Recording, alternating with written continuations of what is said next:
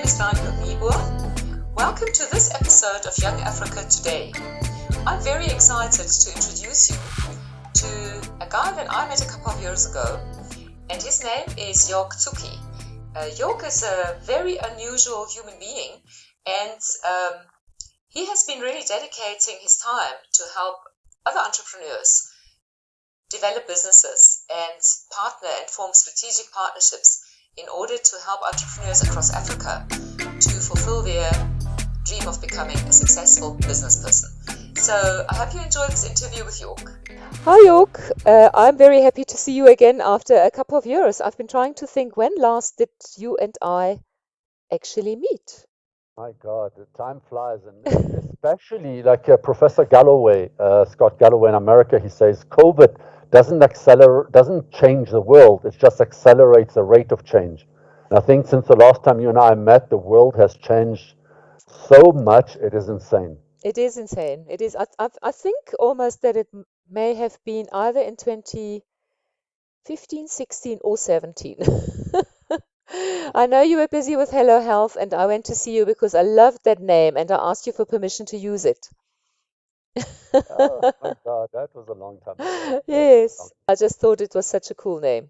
So, so just for our viewers, I just want to say that this man that you are looking at now is probably one of the most interesting, most interesting entrepreneurs and leaders in entrepreneurship that we have on the continent of Africa. I don't even know if you are in Africa anymore or if you're back in Switzerland. What is your status? Right now, I am in Johannesburg, Okay. beautiful, sunny Johannesburg. Okay, wonderful. Well, this is one of the questions I wanted to start with, just as by means of introduction. I mean, we only have half an hour, and I know we can probably talk for four days, if not longer. But I just wanted, just to introduce you to our viewers, I just wanted to ask you, what on earth is a Swiss businessman and entrepreneur doing in Africa? I tell you, Africa is a continent to be. Okay, I mean, as we know, the generalization of saying Africa is nonsensical. You know, each country is as different as Italy is to Germany or to Switzerland.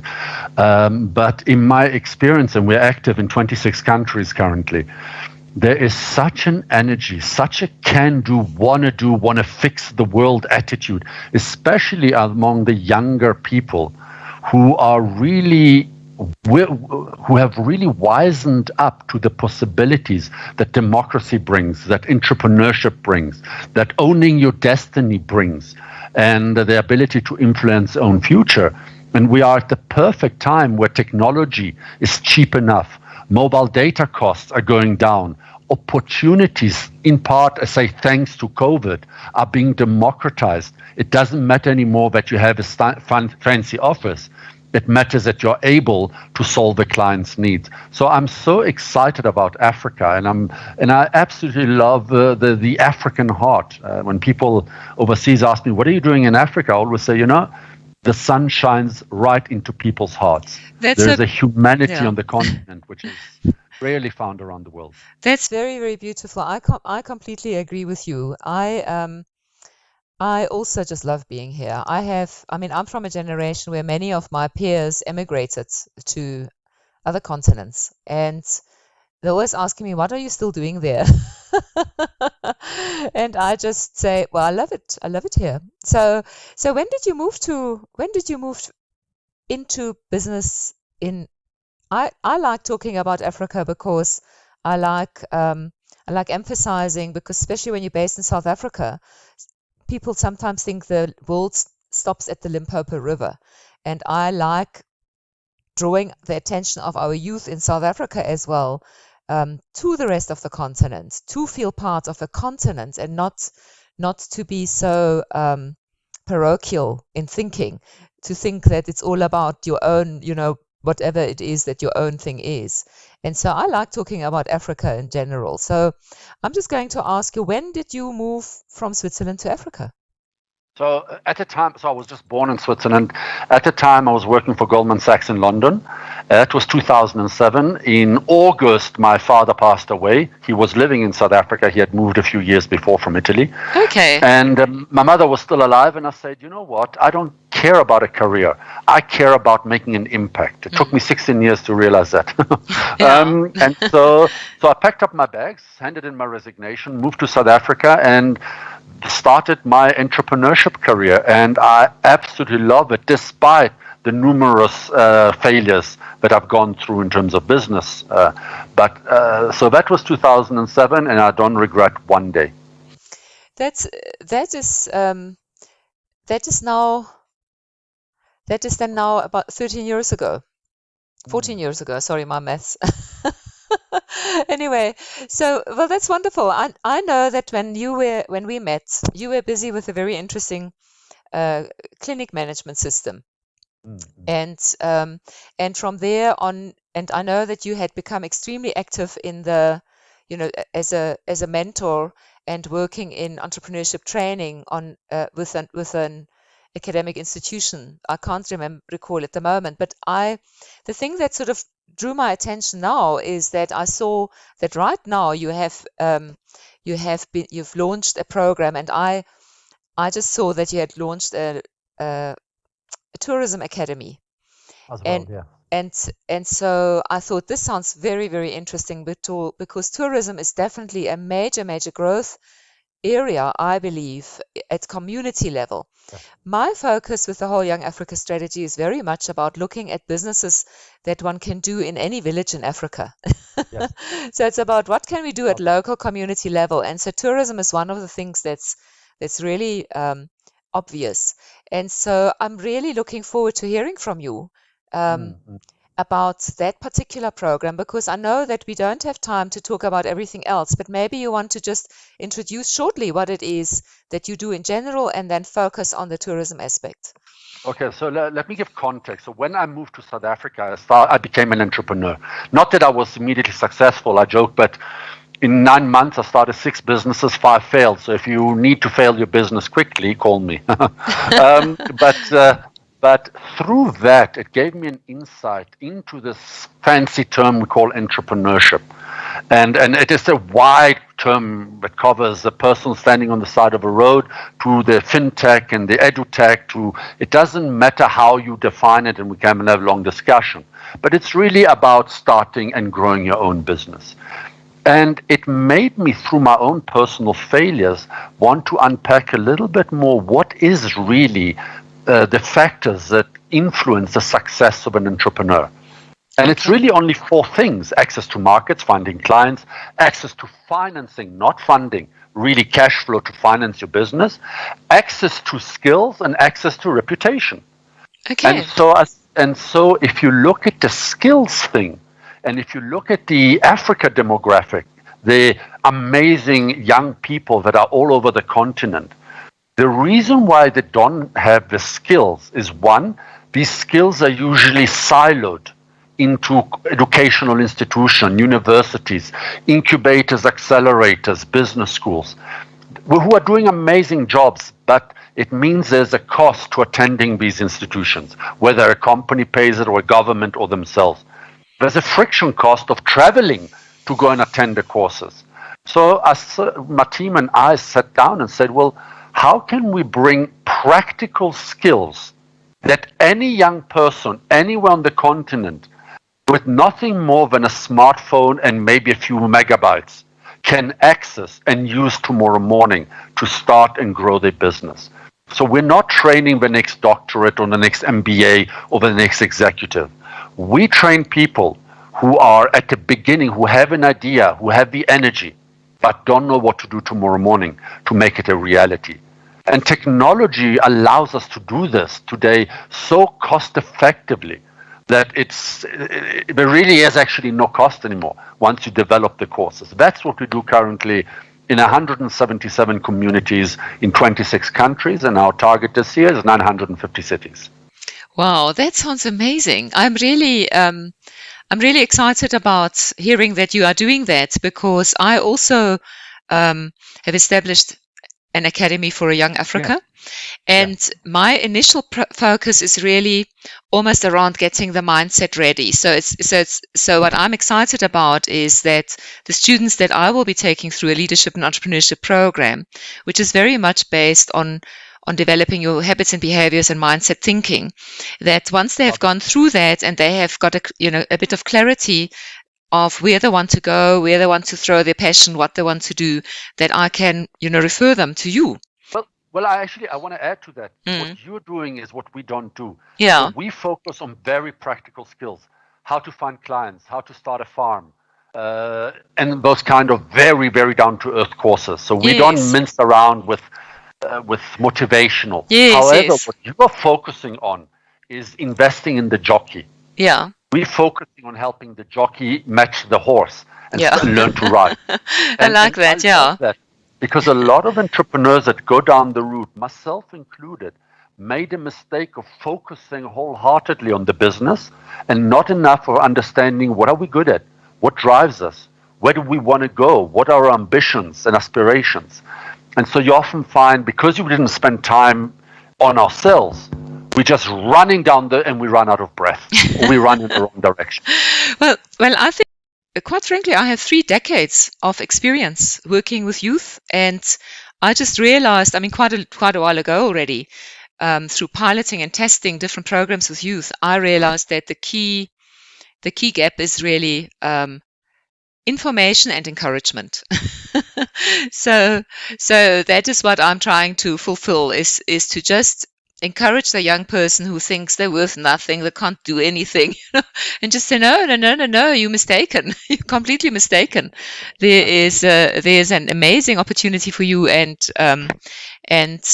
the secret is just in starting to doing something. So anyway, I don't want to talk about my stuff. I want to hear about your stuff. But it's interesting you say that. What we've done a lot of work over the last 5.5 years on understanding, especially young people, and the factors that limit them in starting a business. Let's forget about growing, because when you grow a business, there's many factors that sometimes have nothing to do with you or me. There's just environmental.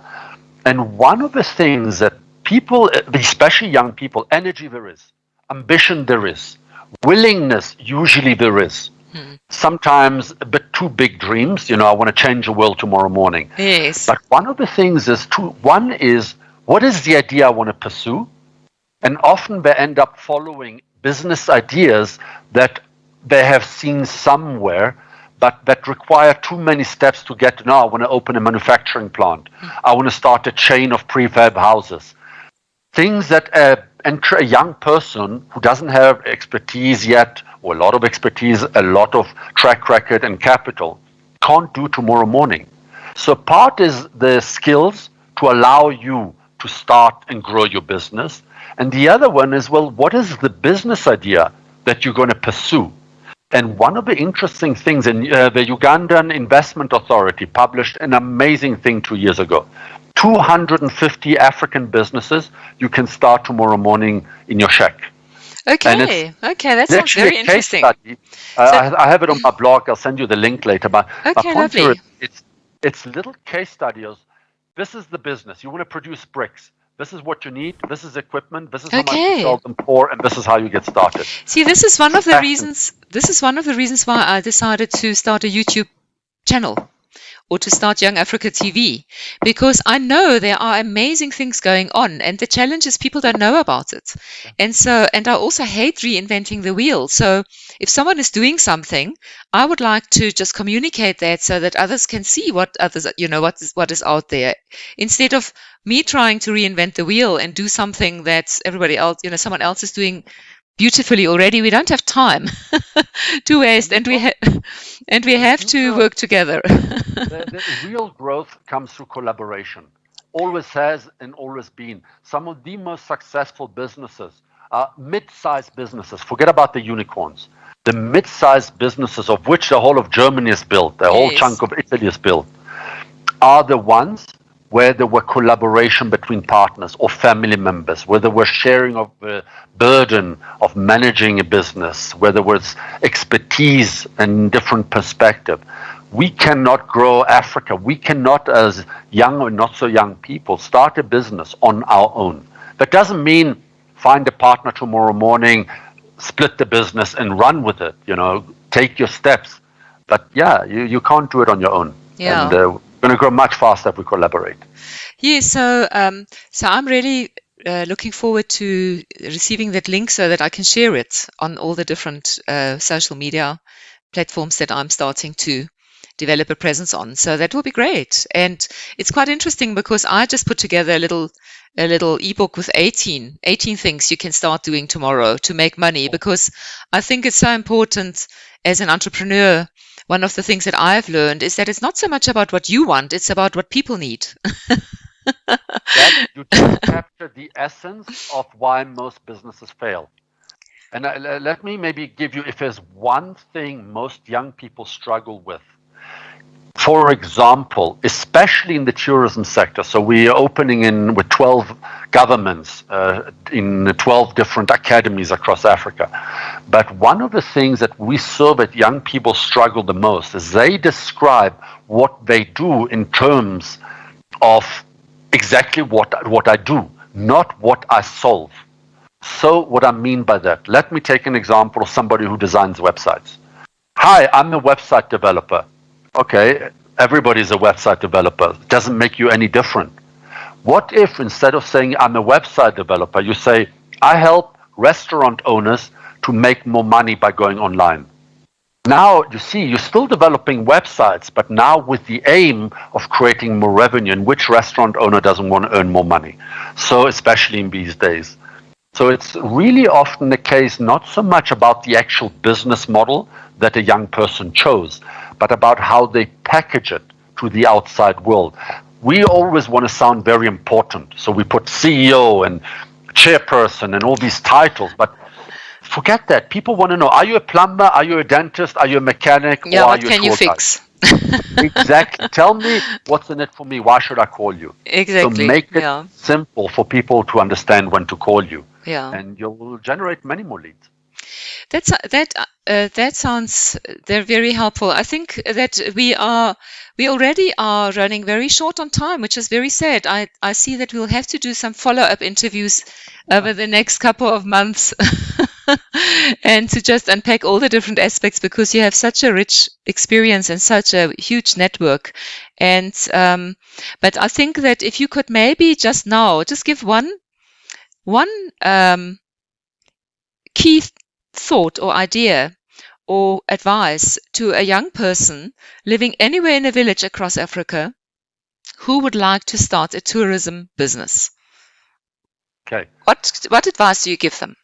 So there's 2 courses that we offer. They're all for free. All the courses, there's never any charge to it. One is how to start a business in 14 steps. And the 14 steps are less about the practicalities, but is knowing what business and where you're going. So for example, if I want to start a company that brings 30 people at a time between villages, I'm not going to buy a motorcycle. So knowing what business, where you're going with your business, tells you also a little bit about what kind of infrastructure you need. And some infrastructure may not be affordable for you right now. So focus a little bit, reshift your ideas around the resources and what you can start. The second thing is you can really start a business literally with almost no money. You can create a website. You can create a landing page, your email address. You can start contacting people and saying, if I offered these services, would you be interested? And you start generating interest. And then you can have a conversation around the pricing. And with those interests, you can get financing much easier than trying to get an investor to believe in you. So anybody can start a business. Really, they can. You don't need a lot. The trick is to understand that you don't need to work out all the details until you grow the business enormously. Start with baby steps. A successful journey of a great entrepreneur is composed of thousands of tiny steps that at the time may seem frustrating because you're not moving fast enough, especially as a young person. But with baby steps, it gives you the opportunity to learn, not to burn too much cash, and to really grow with the business and actually enjoy the journey. Okay, wonderful. That is great. I'm going to just because I'm curious and because part of the work that I do is very much around personal leadership development.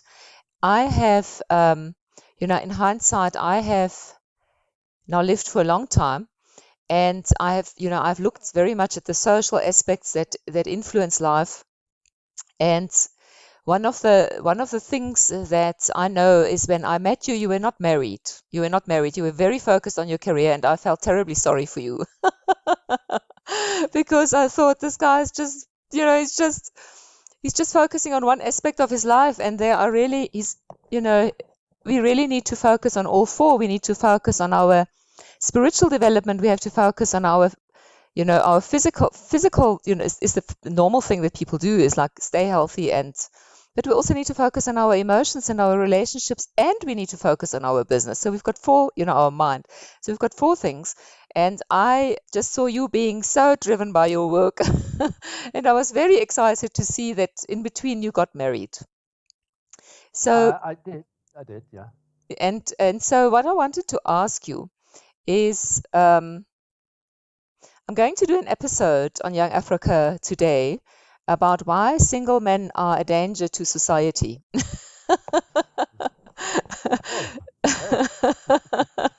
So I would like to ask you, what are your thoughts around this topic?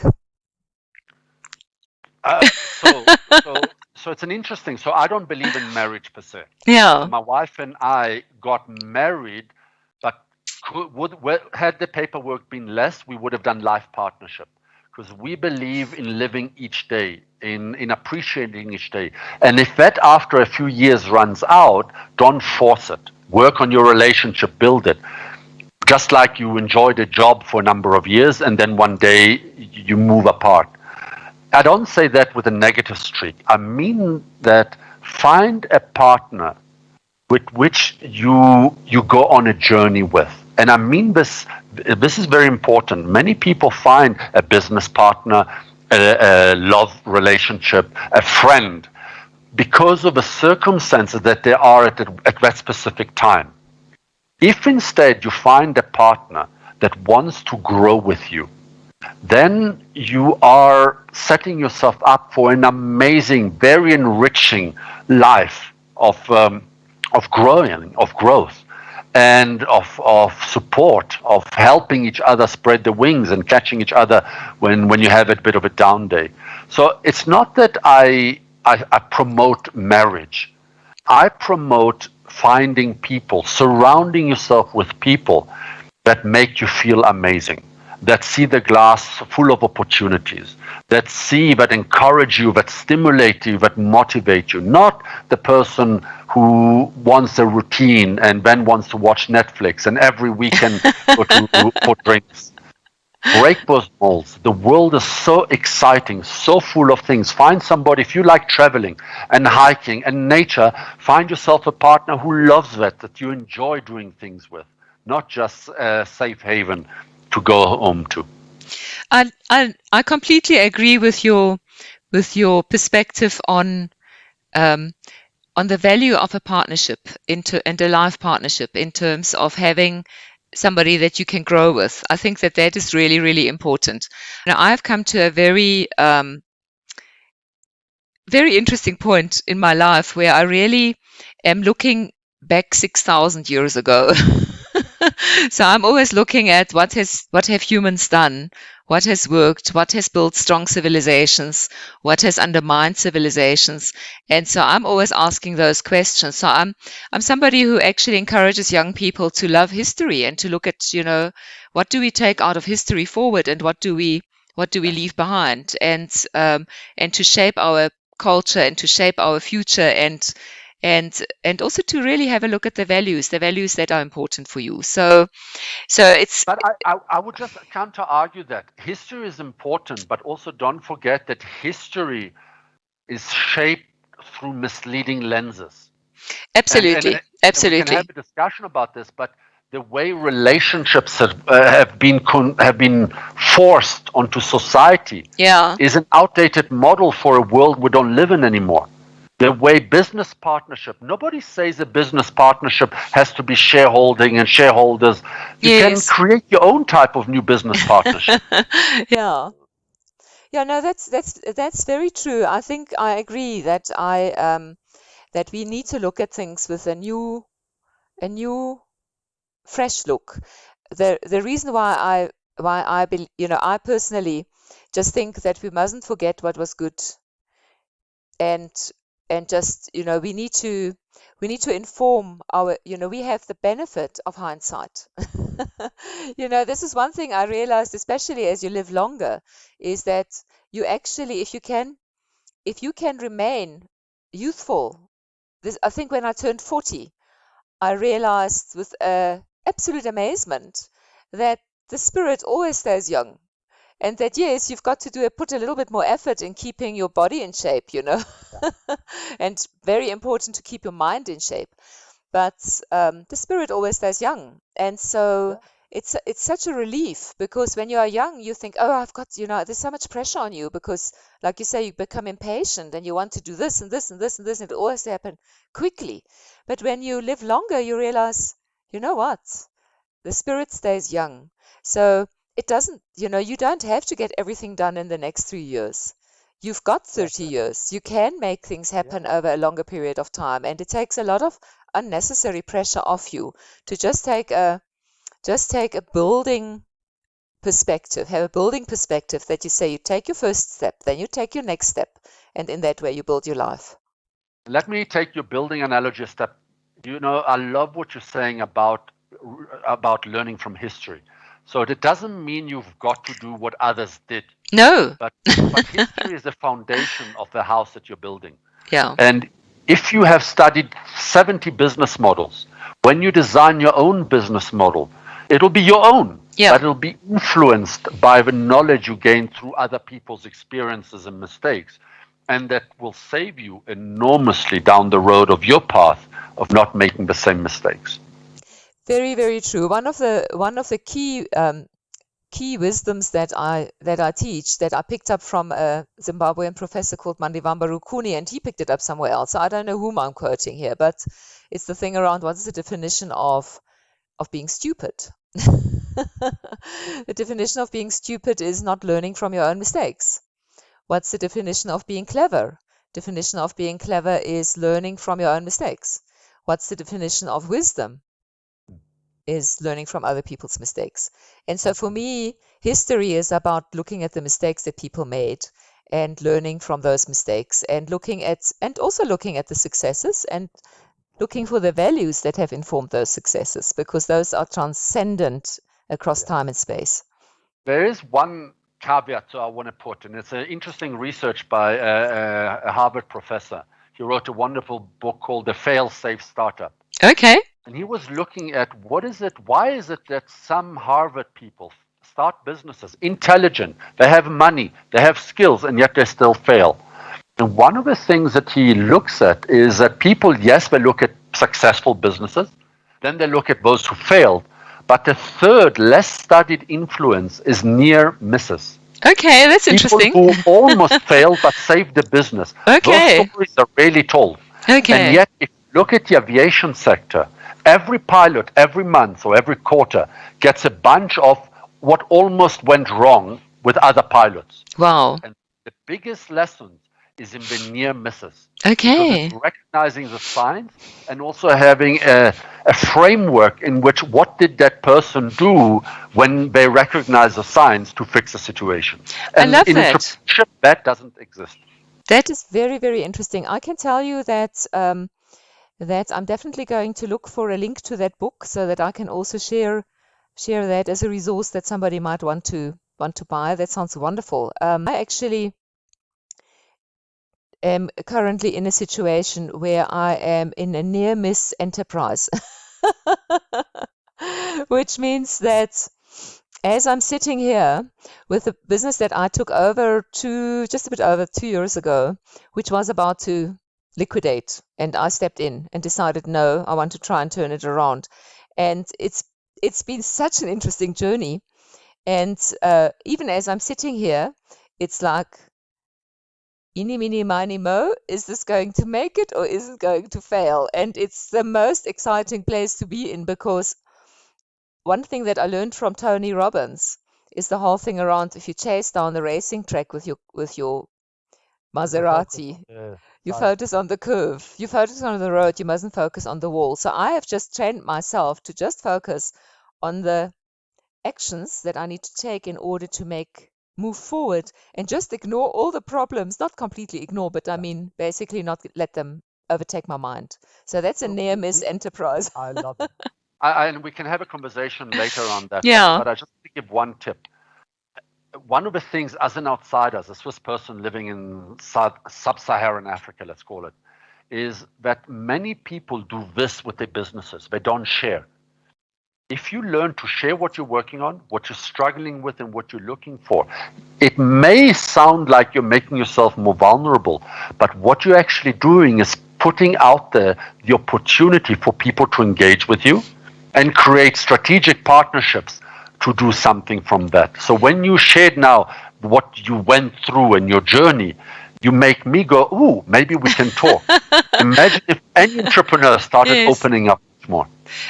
That is a perfect. That really makes a lot of sense. And it's very interesting because I threw that, I cast my hook out last week, but let's talk about it offline. Okay. Okay. Thank you very much for your time. It was lovely talking to you. Okay, we'll definitely, just for our viewers, because I'm sure you found what York was saying very interesting. I'm quite confident that we'll have him back on the show soon. Okay. Thank you. Marital affairs. Okay, that will be fun. Okay, bye.